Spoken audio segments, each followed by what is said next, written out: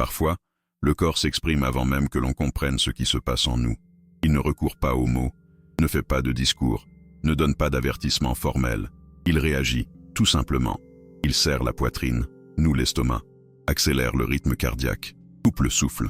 Et au début, on tente de l'ignorer. On l'attribue à la fatigue, à un rythme de vie effréné, au stress inhérent à la vie adulte. Mais, selon Gabor Maté, c'est précisément la première erreur, croire que ces signes sont normaux. Pour lui, le corps ne commence à envoyer des symptômes que lorsqu'il réalise que l'esprit a trop longtemps tenté de dissimuler quelque chose. Et lorsque l'esprit s'obstine à ne pas écouter, le corps fait entendre sa voix plus fort. L'OMS le confirme de manière directe et objective. Elle démontre que, dans le monde entier, des millions de personnes souffrent de symptômes physiques liés à l'anxiété, au stress et à la surcharge émotionnelle.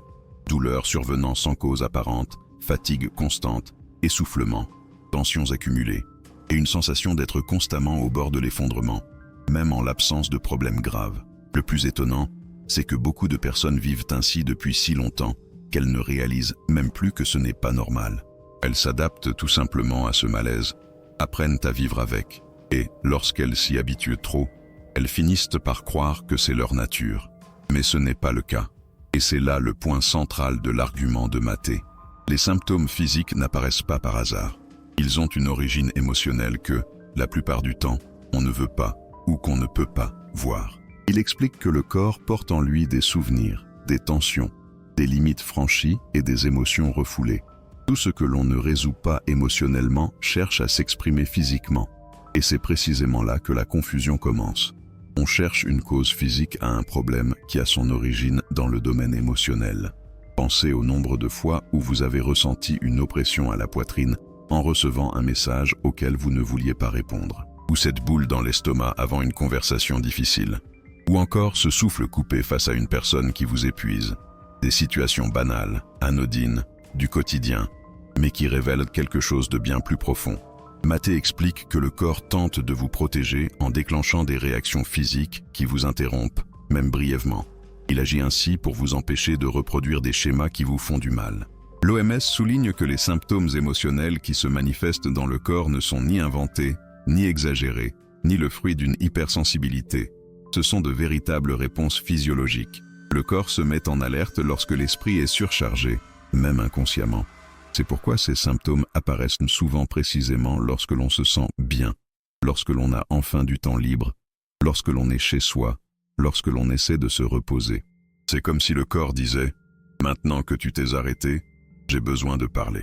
Et c'est là que la plupart des gens se perdent. Ils commencent à faire des examens, à modifier leur alimentation, à prendre des vitamines, à changer leurs habitudes, à tout essayer pour soulager leur malaise. Mais le soulagement ne vient pas. Ou alors, il n'est que temporaire, car le problème ne réside pas dans le corps lui-même. Le corps n'est que le messager. Ce qui transmet le message, c'est votre histoire émotionnelle, accumulée au fil des années, voire des décennies. Maté souligne que le corps tente d'abord de murmurer. Il émet de petits signes, de légères tensions, de légers malaises. Mais si on les ignore, il ne se laisse pas abattre. Au contraire, il s'intensifie. Et c'est à ce moment précis que beaucoup de gens commencent à penser que quelque chose ne va pas du tout. Non pas parce que le corps est en train de lâcher prise, mais parce qu'il a finalement atteint ses limites. Il a besoin qu'on le regarde, qu'on le comprenne, qu'on agisse autrement. Vous avez peut-être déjà ressenti cela, ou peut-être connaissez-vous quelqu'un dans ce cas. Des personnes qui se disent constamment fatiguées, même en se couchant tôt. Des personnes qui ressentent des douleurs, sans explication. Des personnes qui pensent avoir perdu le contrôle de leurs émotions alors qu'en réalité, leur corps tente de prendre le relais pour éviter un effondrement plus important. L'OMS souligne qu'ignorer ces signes trop longtemps peut entraîner de graves problèmes, tant physiques que mentaux. Et malgré cela, nombreuses sont les personnes qui continuent de répéter la même chose. Ce n'est que du stress, ça va passer. Et si ça ne disparaît pas? Et si ce symptôme que vous traînez depuis des mois, voire des années, était en réalité un appel au secours que vous n'avez jamais reconnu? Et si chaque gêne, chaque tension, chaque douleur récurrente était le reflet direct de quelque chose que vous avez tenté d'enfouir, de cacher, d'oublier? Gabor Maté affirme que le corps s'exprime lorsque l'esprit ne peut plus porter seul le fardeau. Et lorsque cette expression se fait plus forte, cela signifie que l'on est très proche de ses limites émotionnelles. La question qui se pose maintenant est la suivante. Que se passe-t-il lorsque ces signes s'intensifient au point de perturber votre vie quotidienne? Que tente de révéler le corps lorsque les symptômes deviennent impossibles à ignorer?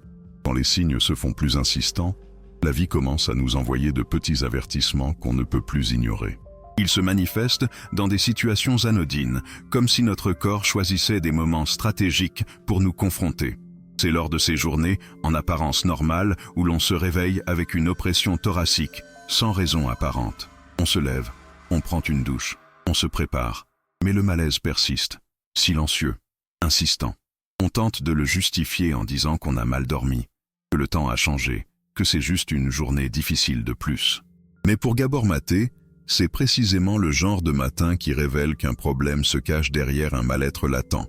Le corps ne choisit pas les pires moments pour réagir. Il choisit les moments où l'on est le plus vulnérable, car c'est alors que la vérité peut émerger. Ce schéma devient encore plus évident lorsqu'on réalise que les symptômes apparaissent dans des situations très précises. Par exemple, juste avant de partir au travail, on ressent cette boule au ventre, toujours à la même heure. Ou lorsqu'on se rend à une réunion avec une personne stressante et qu'on remarque que notre respiration se fait courte. Ou encore, lorsqu'on ouvre ses emails et qu'on sent un blocage dans le bas du dos, même assis. Ce sont des gestes routiniers qui se transforment soudainement en déclencheurs physiques. Maté explique que le corps identifie les menaces émotionnelles avec la même intensité que les menaces physiques. Il ne fait pas de distinction. Il réagit de la même manière. L'OMS souligne qu'il ne s'agit ni d'exagération, ni de caprice, ni d'une sensibilité anormale. C'est une réponse physiologique à un état d'alerte émotionnelle chronique. C'est pourquoi de nombreux symptômes débutent discrètement et évoluent progressivement. D'abord une légère gêne, puis une douleur étrange, puis quelque chose qui vous oblige à vous arrêter quelques secondes. Ces secondes sont précisément celles dont le corps a besoin pour vous ramener à la réalité. Mais souvent, au lieu de vous arrêter, vous accélérez.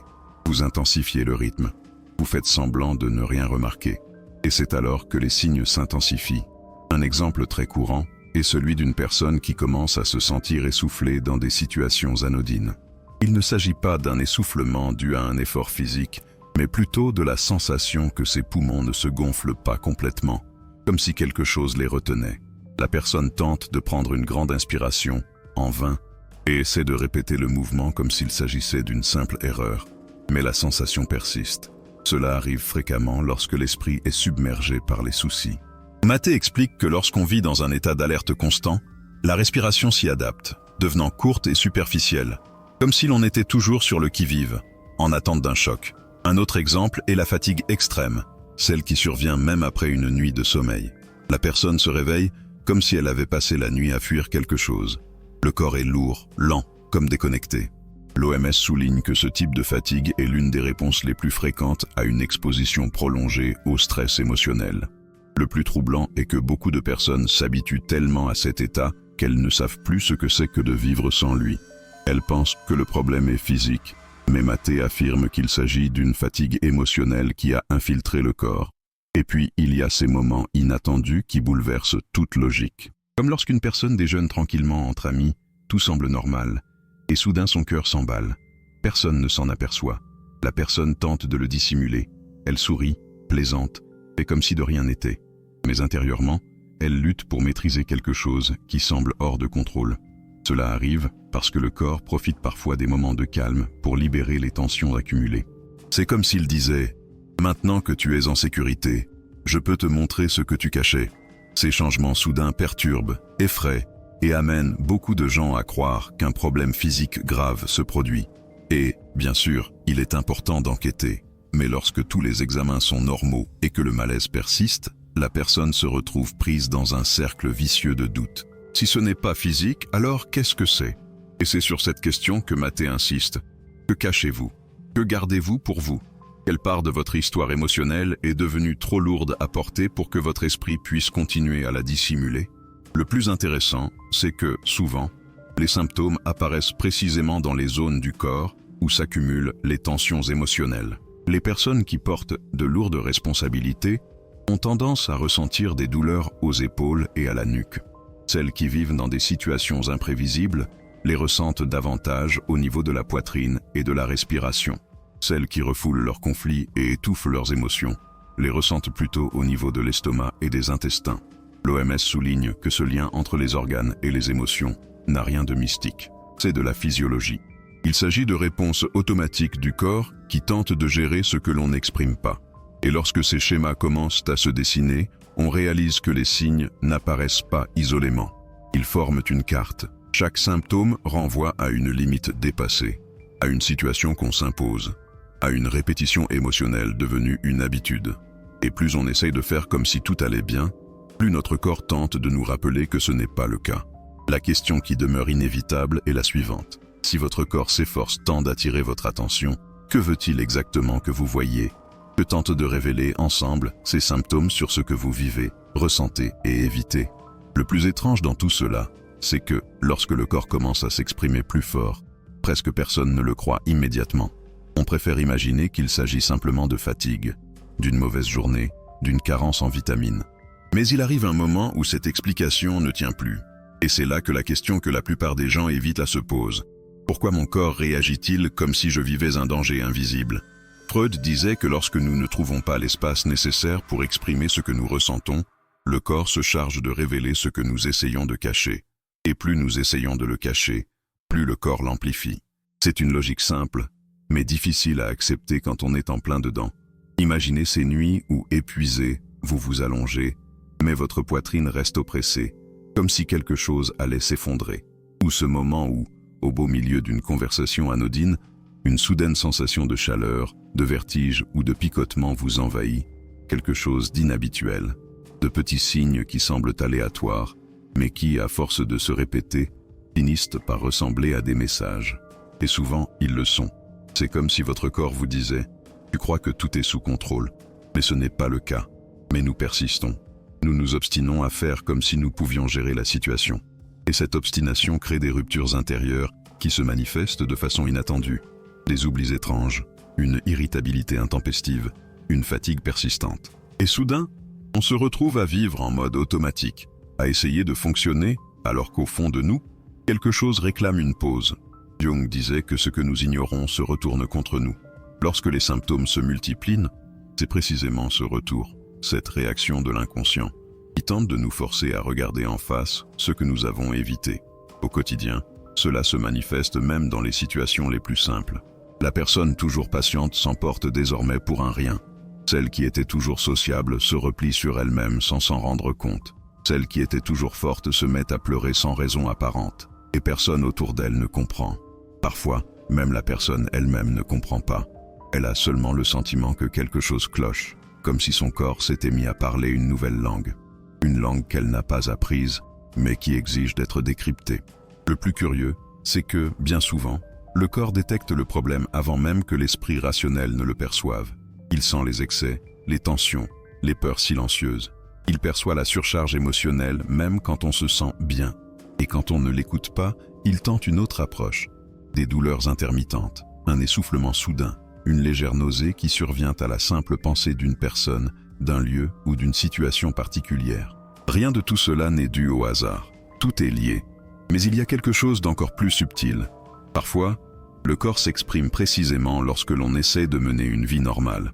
Au travail, pendant la pause déjeuner, au supermarché, dans le bus. Et cela crée un certain malaise, le sentiment qu'il est impossible de tout régler par la seule force de la volonté. Car ce n'est pas le cas.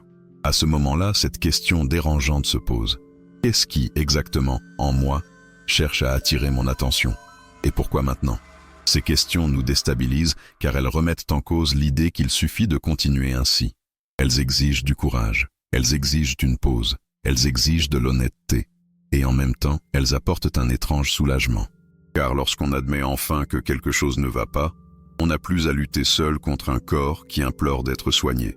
Et c'est précisément à ce moment-là que beaucoup commencent à comprendre que les symptômes ne sont pas des ennemis, mais des signaux d'alarme. Mais ce processus comporte une dimension encore plus profonde, dont presque personne ne parle. Le sentiment que si l'on écoute vraiment son corps, il est possible que notre vie doive changer. Et cette perspective est effrayante, parfois plus encore que les symptômes eux-mêmes, car le changement exige une rupture, une confrontation, l'abandon de schémas qui semblaient rassurants mais qui perturbaient notre sérénité. Voilà pourquoi le corps parle. Et c'est pourquoi il ne lâche rien tant qu'on ne l'écoute pas. Mais comprendre cette dynamique n'est que le début. Le plus difficile arrive ensuite lorsqu'il faut découvrir la source de tout cela. Le moment où les symptômes cessent d'être de simples signes et commencent à révéler la racine émotionnelle cachée, c'est là que l'histoire bascule véritablement, et pas toujours comme on l'imagine. Lorsque les symptômes commencent à se répéter, on a souvent tendance à penser qu'il s'agit d'un schéma physique inexpliqué. Mais vient un moment où ce qui semblait anodin se révèle obéir à une logique cachée. C'est lorsqu'on réalise que certaines douleurs apparaissent systématiquement après des conversations précises, que la pression dans la poitrine s'intensifie chaque fois qu'on doit affronter une personne qui nous épuise, que l'essoufflement survient précisément au moment de se rendre à un endroit où l'on assure à tout le monde qu'il ne faut absolument pas de problème. Et alors, un phénomène étrange se produit. Le corps commence à révéler des liens que l'esprit tente de nier. Freud disait que l'inconscient ne sait pas mentir. C'est pourquoi le corps ne peut pas feindre très longtemps. Il existe des histoires qui semblent presque improbables, mais qui se répètent avec une fréquence effrayante, comme celle de cette femme qui souffrait constamment de douleurs dorsales et pensait qu'il s'agissait simplement d'une mauvaise posture. Après des examens, du repos et des médicaments inefficaces, elle réalisa que la douleur apparaissait toujours après des contacts avec un membre de sa famille qui la manipulait émotionnellement depuis des années. Elle n'avait jamais fait le lien jusqu'au jour où elle remarqua que, pendant les semaines où elle évitait ce contact, la douleur disparaissait tout simplement. Elle ne s'atténuait pas, elle s'évaporait, et elle est revenue le lendemain de sa première consultation. Le médecin a parlé de coïncidence, mais elle savait que ce n'en était pas une. Un autre cas frappant est celui d'un homme qui souffrait de nausées quotidiennes au réveil. Pendant des mois, il a cru avoir un problème digestif. Examens normaux, routine normale, vie en apparence normale.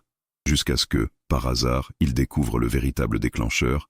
Il ne se réveillait nauséeux que les jours de réunion avec son supérieur, qui l'humiliait en silence depuis des années. Le week-end, son corps se reposait. En vacances, le symptôme disparaissait tout simplement. Mais la veille de la réunion, il réapparaissait avec une précision quasi mathématique. Jung aurait parlé d'un avertissement de l'inconscient. En réalité, c'était son corps qui criait au secours. Ces situations semblent exagérées jusqu'à ce qu'on réalise que presque tout le monde a déjà vécu quelque chose de similaire. Ce mal de ventre qui survient avant un rendez-vous avec une personne qui nous met mal à l'aise. Cette sensation de gorge serrée quand on doit dire « oui » à quelque chose qu'on n'a pas envie de faire. Cette fatigue extrême après avoir été entouré de personnes énergivores. Et, plus étrange encore, ces symptômes qui n'apparaissent que dans le silence, sans distraction, sans écran, sans bruit. Comme si le corps attendait précisément ces moments-là pour révéler des vérités qu'on préfère ignorer. Des études montrent que les émotions refoulées activent des zones spécifiques du cerveau liées à la douleur, à la vigilance et à la mémoire. Le corps enregistre ce que vous ressentez, même lorsque vous tentez de l'enfouir. Mais, contrairement à l'esprit, il n'oublie pas. Et plus vous persistez à fonctionner en pilote automatique, plus ces enregistrements s'accumulent, jusqu'à ce qu'ils débordent, parfois discrètement, parfois violemment. Et c'est précisément ce débordement que tant de personnes ignorent en cherchant des explications purement physiques. Ce qui rend la chose d'autant plus fascinante, c'est d'observer comment différents symptômes apparaissent chez différentes personnes, tout en obéissant à la même logique interne. Le corps cherche constamment à protéger. Il accroît la vigilance lorsque vous êtes submergé, diminue votre énergie lorsque vous persistez à dépasser vos limites et déclenche des réactions physiques pour vous empêcher de retourner dans des environnements ou des relations néfastes. Vu sous cet angle, le corps n'apparaît plus comme un problème, mais comme un allié qui tente de vous préserver de l'autodestruction. Et il y a une autre dimension, encore plus profonde, que presque personne ne remarque. Les symptômes ne se contentent pas de révéler ce qui vous blesse. Ils mettent aussi à nu ce que vous n'osez pas admettre. Peur, conflit, frustration, dilemme que vous tentez de repousser.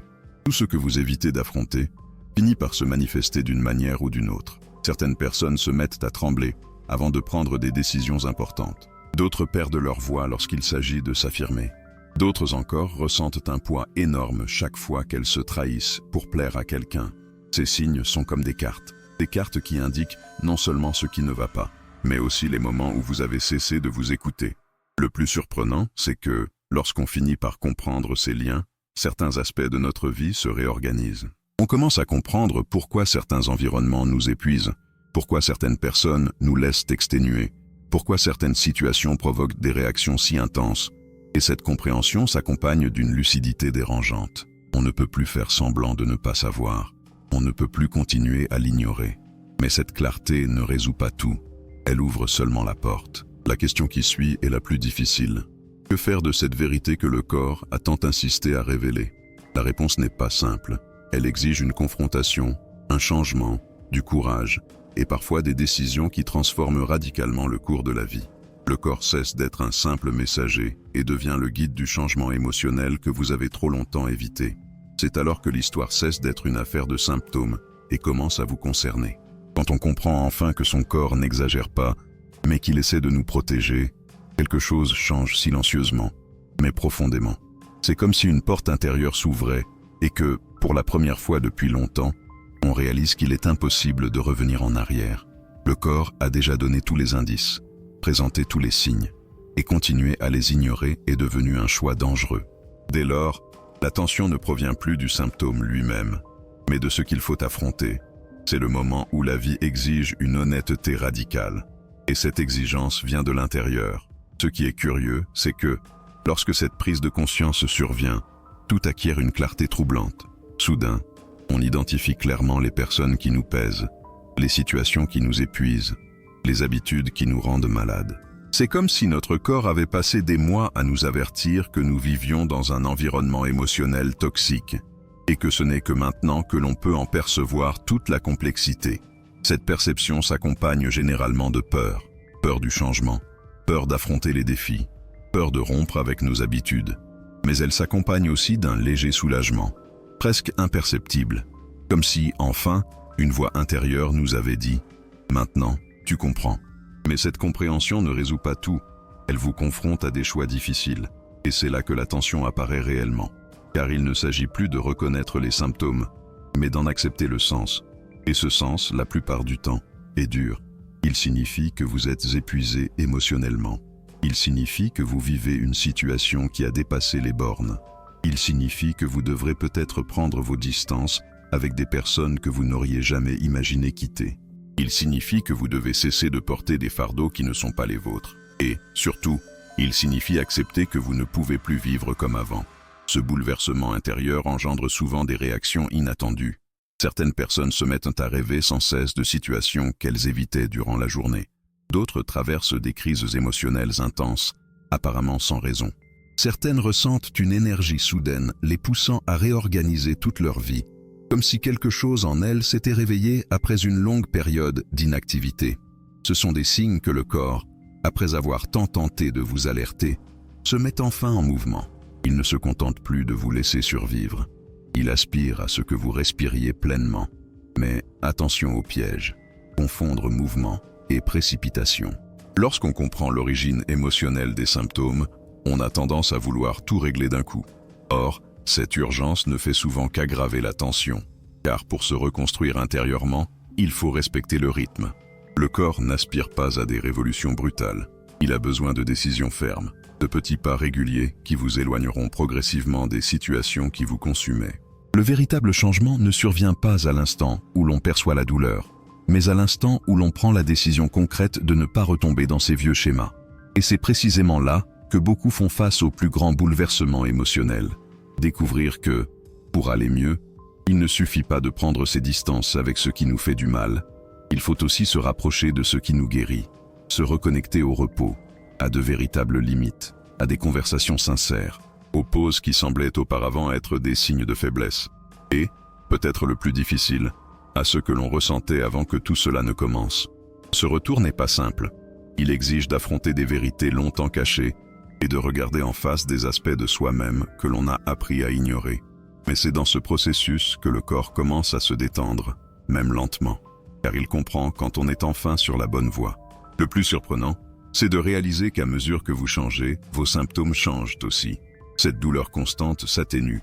Cette anxiété qui vous paraissait un monstre quotidien perd de son emprise. Cette fatigue qui vous accompagnait sans cesse laisse entrevoir un léger soulagement. Le corps réagit rapidement lorsqu'il sent que vous prenez soin de ce qui a tout déclenché. Il ne cherche pas à vous punir, mais à vous libérer. Et lorsque vous agissez en accord avec vos besoins émotionnels, Ils coopèrent presque instantanément. Mais avant le calme, il y a toujours une dernière tension, une sorte de résistance intérieure qui surgit précisément au moment où l'on s'apprête à entreprendre une transformation majeure. C'est la peur de l'inconnu mêlée à l'habitude de souffrir. Pourtant, ce moment est décisif, car c'est à cet instant précis que l'on découvre si l'on retournera à ses vieilles habitudes ou si l'on franchira le seuil que la vie nous ouvre. Et ce choix, aussi difficile soit-il, détermine tout ce qui suivra. C'est précisément à cette frontière entre l'ancien et le nouveau, entre le corps souffrant et le corps qui respire enfin, qu'un événement décisif se produit. C'est le moment où le chemin cesse de se limiter à la compréhension des symptômes et devient une reconstruction. C'est la prise de conscience qu'après tant d'insistance, le corps ne cherchait pas à vous effrayer, mais à vous guider. Il vous montrait, de toutes les manières possibles, qu'il existe une autre façon de vivre, plus claire, plus légère et plus authentique. Et lorsque cette prise de conscience survient enfin, vous comprenez que le corps n'a jamais été l'ennemi. Il a toujours été le guide que vous avez toujours tenté d'ignorer. Il arrive un moment où l'on réalise qu'on ne peut plus se contenter d'éteindre des incendies internes. Après tant d'appels de notre corps pour attirer notre attention, il devient évident que la seule véritable solution est de s'engager à prendre soin de soi comme jamais auparavant. Ce n'est ni rapide ni miraculeux, et le chemin est long. Mais tout commence par une chose simple. Cessez d'ignorer ses sensations. Cessez de tout rationaliser. Cessez de traiter son corps comme un obstacle, alors qu'en réalité, il essaie de nous sauver depuis longtemps. En réalité, comprendre la logique émotionnelle qui sous-tend les symptômes fait naître une nouvelle responsabilité. Choisir les voies à cultiver et celles à abandonner. Peut-être faut-il prendre ses distances avec les environnements qui ont toujours été épuisants. Peut-être faut-il établir des limites que l'on n'a jamais osé poser. Peut-être faut-il admettre que l'on ne peut pas tout porter seul. Chacun a son propre chemin, et il n'existe pas de solution miracle. Mais il y a une direction. Se rapprocher de ce qui nous ressource et s'éloigner de ce qui nous maintient dans un état d'alerte permanent. Et ce changement concret ne commence pas par de grandes décisions. Il commence par de petits choix quotidiens. Mieux dormir, alléger les engagements qui vous épuisent, parler à une personne de confiance, écouter les signaux que vous ignoriez auparavant, identifier les déclencheurs émotionnels, créer de véritables pauses dans votre routine, vous autoriser à ralentir sans vous culpabiliser. Le corps réagit rapidement à ces gestes, car c'est précisément ce qu'il essaie de vous rappeler. Vous méritez d'être choyé, vous méritez de vous reposer, vous méritez de la légèreté. Ces petites actions, mises bout à bout, transforment complètement votre état intérieur. Mais il y a quelque chose d'encore plus important. Demandez de l'aide. Et il est essentiel que je précise ce que beaucoup hésitent à admettre. Tout ce que nous avons abordé ici est une analyse fondée sur la pensée d'un chercheur, une tentative d'utiliser cette perspective pour vous permettre de vous reconnaître, de vous comprendre et de trouver un sens à vos propres expériences. Cependant, cela ne remplace pas l'aide d'un professionnel.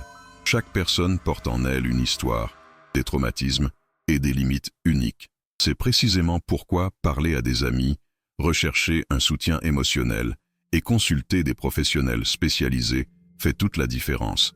Ce que vous ressentez est réel, et il existe des traitements, du soutien et des solutions bien plus efficaces lorsque vous n'êtes pas seul. Parfois, l'étape la plus transformatrice consiste précisément à admettre que l'on a besoin d'être accompagné dans ce processus. Un thérapeute, un médecin, un ami de confiance, des personnes capables de vous aider à remettre de l'ordre dans ce qui est devenu confus, à comprendre ce qui vous fait souffrir et à élaborer des stratégies adaptées à votre vie. Votre corps vous a envoyé des signaux, votre esprit en a perçu certains. Mais c'est grâce à un soutien que vous pourrez transformer cette compréhension en une véritable guérison. Et même avec toute cette profondeur, il y a une chose simple que vous pouvez faire dès maintenant. Écoutez. Écoutez ce que votre corps essaie de vous dire dans les moments de silence. Écoutez cette respiration courte qui signale un problème. Écoutez le malaise qui apparaît lorsque vous dépassez vos limites. Écoutez l'épuisement qui s'installe sans que vous vous en rendiez compte. Écoutez la fatigue émotionnelle que vous tentez de dissimuler, même à vous-même. Écouter est le premier pas vers le changement, et c'est aussi le plus honnête. Au final, tout se résume à un choix intime. Continuer à vivre en pilote automatique ou décider de prendre en main sa vie émotionnelle. Ce n'est pas facile, mais c'est possible. Et quand on commence, on réalise que son corps n'essayait pas de nous punir. Il essayait de nous guider vers un chemin où l'on peut enfin respirer librement, se sentir plus léger et ressentir des choses dont on avait peut-être oublié l'existence. Si ce contenu vous a été utile, même de façon subtile? N'hésitez pas à aimer, commenter, vous pouvez le faire anonymement si vous préférez, et vous abonner à la chaîne. Cela m'encourage à continuer de vous proposer du contenu qui vous invite à la réflexion, aux émotions et à une meilleure compréhension de vous-même chaque jour. Je vous accompagne dans cette aventure.